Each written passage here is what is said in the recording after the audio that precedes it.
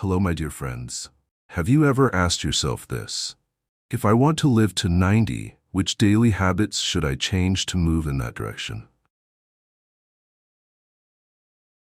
It sounds simple, but in reality, not many people make it to 90. According to the latest data, about 85% of older adults pass away before the age of 82. Not because of genetics, not because of unexpected disasters, but because of very small choices, repeated every single day, that quietly weaken both physical and mental health, almost without being noticed. In over 30 years of working in the field of geriatric psychology, I've met many older adults who thought they were fine, until their bodies or memories began sending signals they couldn't explain. I still remember one particular case. Mr. Thomas Bell, 74 years old, a retired engineer. He lived moderately, walked every morning, ate carefully, took his medications regularly, and always believed that was enough. But then, on an ordinary morning, he collapsed right in his garage. Not because of a stroke, but because of a series of small mistakes he had repeated daily without ever realizing it. I'm sharing this not to make you anxious, but to let you know that every change can begin today. If you recognize 5 common but extremely dangerous mistakes that many people are still repeating every day. But before we move forward, I want to ask you a small favor. Where are you watching this video from? Please leave a comment below. I'd be truly happy to know who I'm walking alongside on this journey toward healthier, more conscious living after 60. And if you find topics like this relatable and helpful, don't forget to hit subscribe and turn on the notification bell, so that each week you'll receive a gentle reminder that health isn't just about the body. It's about how you live, how you think, and how you connect with the world. Now, let's begin with the first mistake. A familiar cycle that starts with something many people believe is protecting them every day: medication. Mistake 1. Taking too many medications without really knowing what you're taking. I once asked an older gentleman, "Do you know how many different medications you're taking each day?" He replied, "Probably a dozen or so, but if the doctor prescribes it, I just take it." That sounds reasonable, but the problem is, when no one is looking at the full picture, you are the one carrying the consequences of overlapping prescriptions. Older adults often deal with multiple health issues at once: high blood pressure, diabetes, insomnia, joint pain, digestive problems, and each specialist may prescribe something different. But if no one is reviewing the overall list, it's easy for harmful drug interactions to happen. When 2 medications that seem unrelated quietly clash, leading to fatigue, dizziness, confusion, or even irregular heartbeat. Mr. Thomas Bell was a classic example. He was taking 13 medications daily: heart pills, digestive meds, nerve stabilizers, calcium supplements, and over-the-counter sleeping aids. After an independent review by a clinical pharmacist, they found the following. 2 of his medications both lowered blood pressure, leading to chronic hypotension. His daily antacid was blocking the absorption of vitamin D, causing muscle weakness and loss of balance. And 1 over-the-counter supplement was reducing the effectiveness of his heart medication.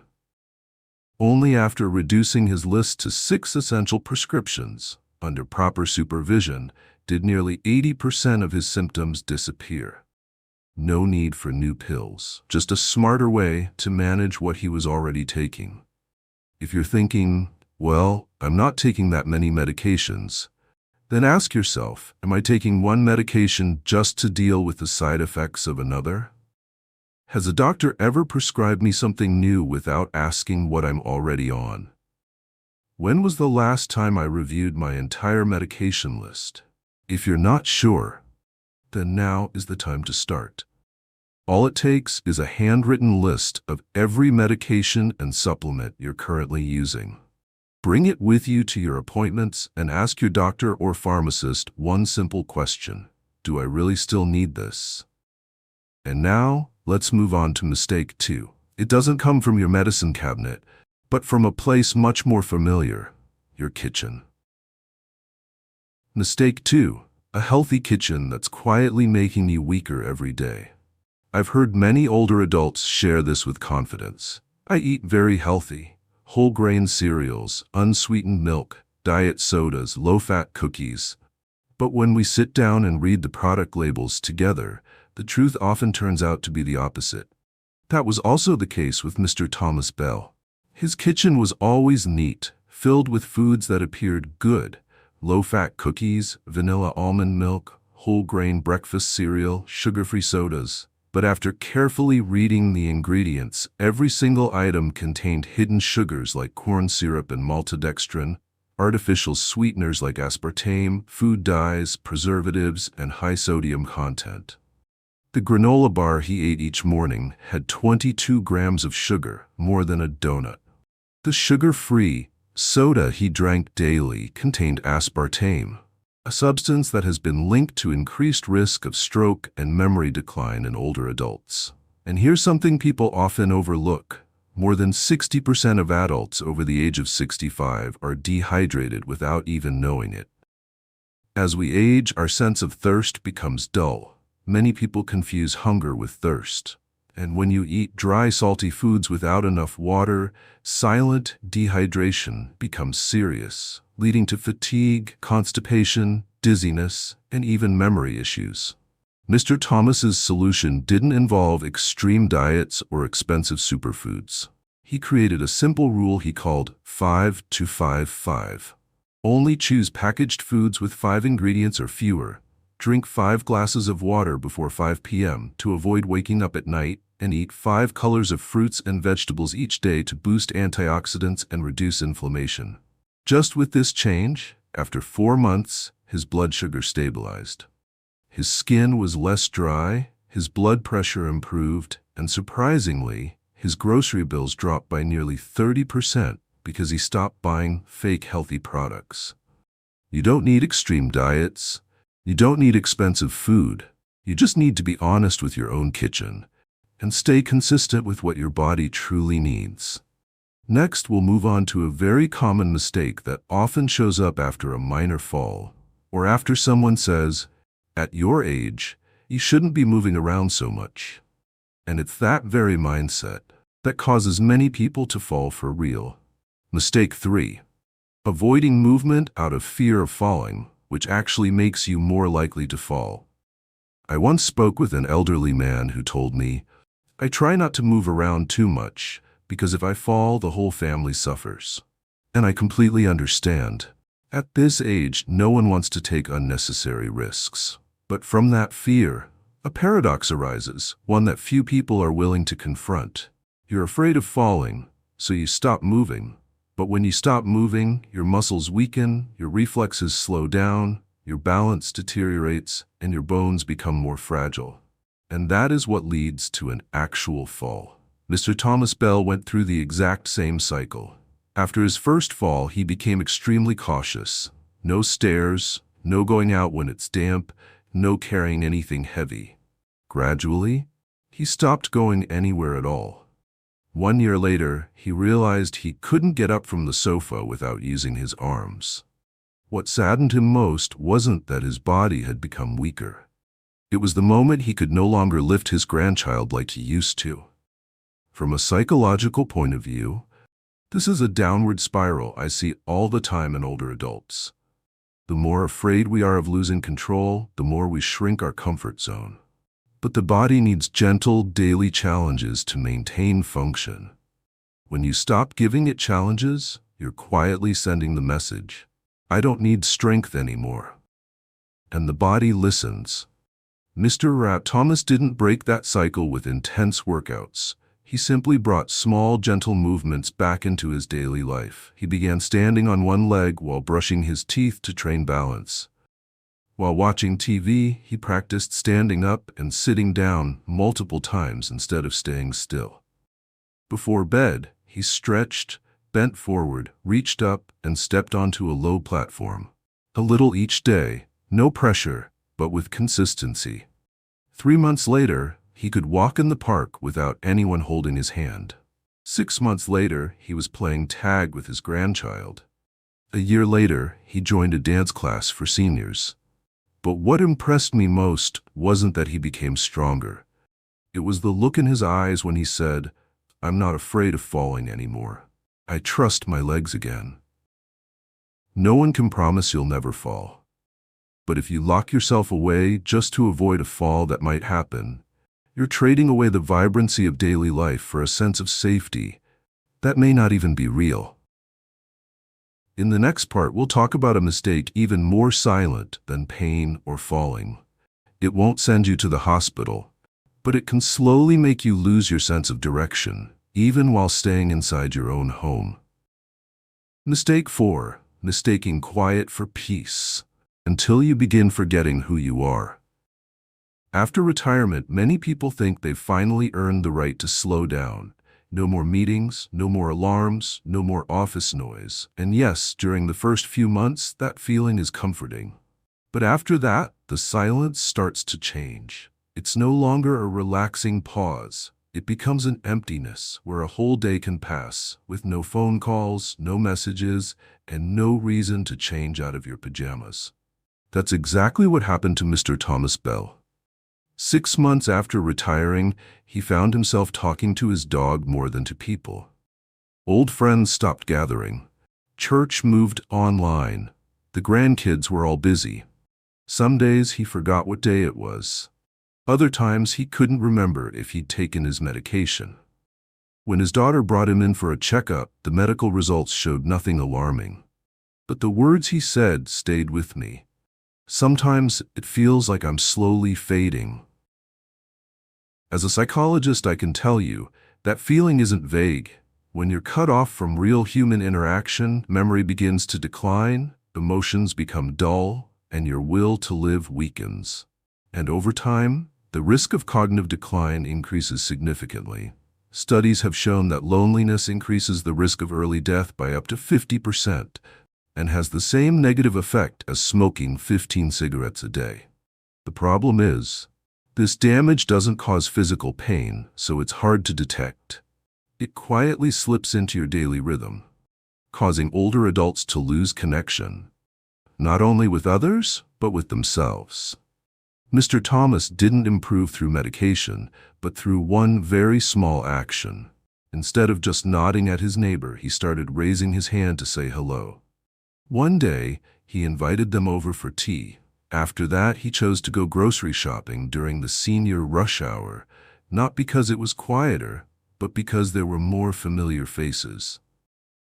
Gradually, he joined a book club at the library, volunteered at the hospital gift shop, learned how to video call his grandchildren, and started a Tuesday reunion group for other seniors living alone in his building. What moved me the most wasn't how many things he got involved in, but what he told me. "I don't need a crowd, just a few real conversations." That alone helped improve his memory, stabilized his blood pressure, and made each day feel less invisible. If you can sit down today and ask yourself, when was the last time I had a real conversation? That might be the beginning of a very big shift. And next, we'll explore another quiet mistake, a psychological trap that 7 out of 10 seniors fall into. Believing that forgetting is just a normal part of aging, without realizing that this very belief is speeding up the brain's decline more than anything else. Mistake 5. Believing that forgetfulness comes with age, and your brain starts to believe it too. One of the sentences I hear most often from older adults is, "Forgetfulness is normal when you get old." It's usually said with a light smile or a dismissive wave of the hand, as if trying to ease an unspoken worry. But as someone who's worked for many years in neurology and geriatric psychology, let me say this clearly. That belief is a trap. Because once you believe memory decline is inevitable, you stop challenging your brain. You stop reading things that are difficult. You shy away from learning something new. You avoid technology. And slowly, you begin living as if you've already reached your cognitive limit. But here's the truth. The brain doesn't have an age. Only how you use it determines whether it grows or weakens. I still remember the moment Mr. Thomas Bell told me about his panic. That day, he couldn't remember his grandchild's name, a name he used every single day. It was still there, but he couldn't say it. He froze for a few seconds, his heart pounding, and then quickly tried to avoid the child's gaze. That night, he sat alone and for the first time dared to ask himself, is my memory really starting to fade? When I met him, medical tests showed no signs of Alzheimer's, no brain damage. But what I saw immediately was this. His brain had simply been left unused for too long. No new skills, no note-taking, no recounting of stories from beginning to end. When I asked him the last time he had learned something completely new, he hesitated, unable to answer. We began building a habit together called challenge activation. Each morning, he spent 15 minutes playing memory games on his phone. In the afternoon, he learned a few Spanish phrases, a language he used to enjoy back when he worked as a travel engineer. In the evening, he wrote down 3 things he did that day, describing the actions and emotions in detail. 3 months later, his short-term memory had improved significantly. And there was something else. Light physical activities like brisk walking, yoga, and dancing also help raise BDNF levels, a key neurotrophic factor that supports brain cell health. That means every time you move your body, you're not only strengthening your heart and bones, you're helping your brain build new connections. The brain is just like a muscle. It grows when challenged, it weakens when ignored, and more importantly, it follows your beliefs. If you think I can't learn anything anymore, then even if the potential is still there, your brain will begin to slow down. But if you believe that you can still learn, still remember, still understand deeply, then your brain will adapt to that belief. Today, Mr. Thomas is learning to play the piano. He recalls memories from his youth more vividly than ever before. And recently, he's become the go-to person on his floor to help others set up their phones, even though not long ago, pressing the wrong button made him panic. So if there's one thing you can start today, it's this. Learn something you've been putting off. Write down what you did today. And most importantly, stop saying, I'm forgetful. Instead, ask yourself, how can I remember better? And you'll see, change begins from that very question. My dear friend, we've just taken a closer look at 5 seemingly small mistakes, but ones that silently chip away at your health and longevity each day. From taking medication without truly understanding it, to a kitchen that seems healthy but is filled with hidden ingredients, from fearing a fall so much that you slowly lose your strength, to living in too much quiet and losing your sense of connection.